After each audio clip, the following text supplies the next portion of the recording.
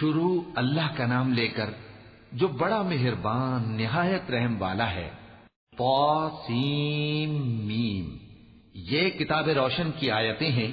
اے پیغمبر، ہم تمہیں موسیٰ اور فرعون کے کچھ حالات مومن لوگوں کے سنانے کے لیے صحیح صحیح سناتے ہیں کہ فرعون نے ملک میں سر اٹھا رکھا تھا اور وہاں کے باشندوں کو گروہ گروہ بنا رکھا تھا۔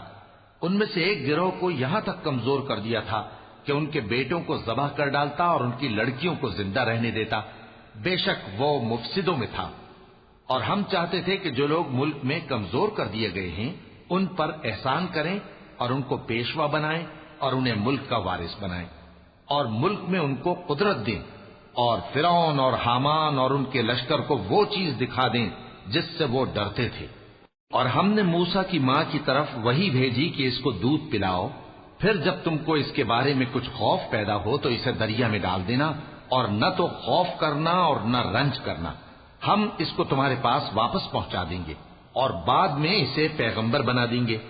سو فرعون کے لوگوں نے اس کو اٹھا لیا، اس لیے کہ نتیجہ یہ ہونا تھا کہ وہ ان کا دشمن اور ان کے لیے موجب غم ہو۔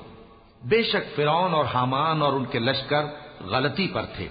اور فرعون کی بیوی نے کہا کہ یہ میری اور تمہاری دونوں کی آنکھوں کی ٹھنڈک ہے، اس کو قتل نہ کرنا، شاید یہ ہمیں فائدہ پہنچائے یا ہم اسے بیٹا بنا لیں۔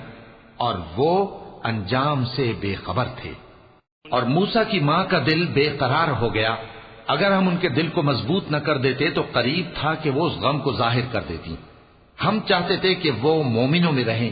اور والدہ موسیٰ نے اس کی بہن سے کہا کہ اس کے پیچھے پیچھے چلی جا، تو وہ اسے دور سے دیکھتی رہی اور ان لوگوں کو کچھ خبر نہ تھی۔ اور ہم نے پہلے ہی سے اس پر دائیوں کے دودھ حرام کر دیے تھے۔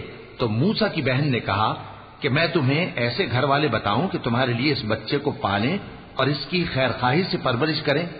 سو ہم نے اس طریق سے ان کو ان کی ماں کے پاس واپس پہنچا دیا تاکہ ان کی آنکھیں ٹھنڈی ہوں اور وہ غم نہ کھائیں، اور معلوم کر لیں کہ اللہ کا وعدہ سچا ہے، لیکن اکثر لوگ نہیں جانتے۔